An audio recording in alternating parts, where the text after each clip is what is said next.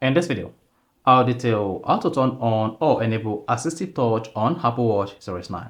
So if you have an Apple Watch Series 9, whether the 41mm or 45mm, with GPS or GPS on cellular, then this video is going to show you how you can easily enable Assistive Touch on your Apple Watch Series 9 to be able to use double tap, clench, or double clench to control your Apple Watch with gesture. So if you don't know this video, you found this helpful and informative, please don't forget to like and subscribe.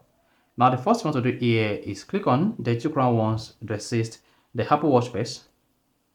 Then click on settings while in the app library. Then here scroll down until you get to accessibility, click on that. Now once you selected accessibility, you want to scroll down, just keep scrolling until you get to motor and then locate assistive touch. Then turn this on. Once that is enabled, you should see Assistive Touch turned off. Then to enable this, turn this on. Then you can now come down to see the Assistive Touch input, customize the hand gestures. Then come down, you should see motion pointer. Then adjust all this to suit your need. So that is all you need to do to turn on Assistive Touch on Apple Watch Series 9. If you found this helpful and informative, please don't forget to like and subscribe.